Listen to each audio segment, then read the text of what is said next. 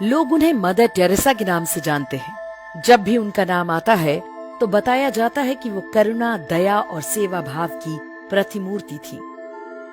उन्हें शांति का नोबेल पुरस्कार मिला और कांग्रेस सरकार ने उन्हें भारत रत्न का सम्मान दिया। लेकिन क्या आप जानते हैं कि जिस महिला को मदर यानी माँ बताकर हजारों वर्ष पुरानी भारतीय सभ्यता पर थोपा गया, उसका असली चेहरा क्या था?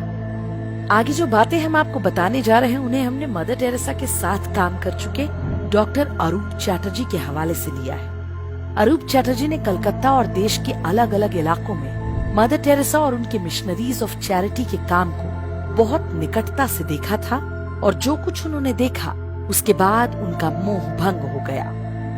उन्होंने अपने अनुभवों पर 2 पुस्तकें लिखी जिनके नाम है Mother Teresa the untold story और Mother Teresa the final verdict.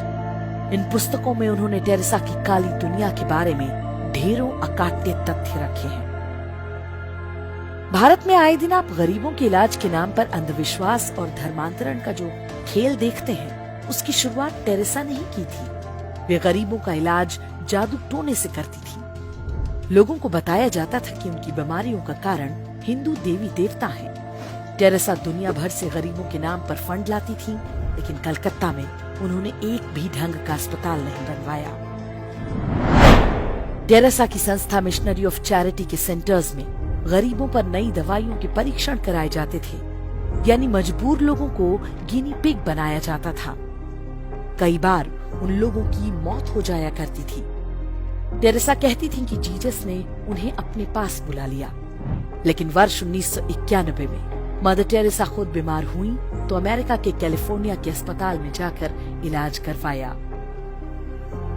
Teresa के सेंटर जीवन से अधिक मृत्यु की जगह बन गए थे।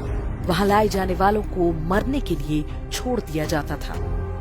वर्ष 1992 में मेडिकल जर्नल लैंसेट के संपादक रॉबिन फॉक्स ने लिखा कि मिशनरी ऑफ चैरिटी के सेंटर्स में साधारण पेन किलर दवाएं तक नहीं होती। मामूली मरीजों को भी एहसास दिलाया जाता था कि वो बस कुछ दिन के मेहमान हैं और उनके कष्टों का कारण उनका पिछला धर्म यानी हिंदू होना है। उपचार न मिलने के कारण हर दिन बड़ी संख्या में लोगों की मौत होती थी, जबकि उन्हें सामान्य दवाओं और देखभाल से ठीक किया जा सकता था। मिशनरी ऑफ चैरिटी के सेंटर्स में उन्हीं गरीबों को खाना दिया जाता था जो ईसाई बनना स्वीकार करते थे। डॉक्टर अरूप चैटर्जी ने बताया कि कोलकाता सेंटर में मात्र 300 लोगों के लिए खाना बनता था, लेकिन टेरेसा प्रचार करती थी कि वे हर दिन हजारों लोगों का पेट भर रही हैं। टेरेसा जिन गरीबों के बच्चों को अपने सेंटर्स में लेती थी, उनके माँ बाप से एक फॉर्म भरवाया जाता था कि अब उनका अपने बच्चे पर कोई दावा नहीं होगा। कुछ को यूरोप भेज दिया जाता था, जिनका बाद में कोई रिकॉर्ड नहीं मिला। आज भी टेरेसा के सेंटर्स पे बच्चे चोरी करने और उन्हें अवैध तरीके से बेचने के आरोप लगते रहते हैं। आरोप है कि बच्चे बेचना टेरेसा की कमाई का एक बड़ा माध्यम हुआ करता था। वर्ष 1992 में टेरेसा ने खुद दावा किया कि मैंने अब तक 29,000 हिंदुओं को ईसाई बनाया है। ये सारा काम मानवता और सहायता की आड़ में किया गया। उस दौर में देश में कांग्रेस और वामपंथी दलों की सरकारें हुआ करती थीं, जो टेरेसा के मिशनरी नेटवर्क को भरपूर सहायता दिया करती थीं। उनके अवैध कामों पर कभी कोई रोक टोक नहीं की गई। पादरी डोनाल्ड मगवायर मदर टेरेसा का आध्यात्मिक सलाहकार हुआ करता था। उस पर 11 साल के एक लड़के की यौन शोषण का आरोप लगा, लेकिन टेरेसा के समर्थन से वो छूट गया। टेरेसा एकमात्र ऐसी भारत रत्न है जिन्होंने देश को तोड़ने का षड्यंत्र भी रचा था। पूर्वोत्तर के राज्यों में अलगाववाद का बीज टेरेसा नाम की इस कथित संत ने ही बोया था। वे नॉर्थ ईस्ट को अलग ईसाई देश बनाना चाहती थी। उनका मानना था कि यीशु के निकट आने के कारण भारत सरकार वहां के लोगों की दुश्मन बन गई है। इंदिरा गांधी ने टेरेसा की गतिविधियों को सबसे अधिक बढ़ावा दिया। परिणाम ये हुआ कि जब इंदिरा गांधी ने देश में आपातकाल लगाया तो उनके समर्थन में सबसे पहले टेरेसा का बयान आया। दुनिया के सबसे भ्रष्ट तानाशाह टेरेसा की मिशनरी ऑफ चैरिटी को सबसे ज्यादा फंड दिया करते थे। हथियार कंपनियां और ड्रग्स तस्कर भी टेरेसा को खूब चंदा देते थे। इनका बड़ा हिस्सा भारत में लोगों को लालच देकर ईसाई बनाने के लिए इस्तेमाल हुआ। टेरेसा भारत में रहती थी लेकिन अपना सारा पैसा वो वेटिकन के बैंकों में रखा करती थी।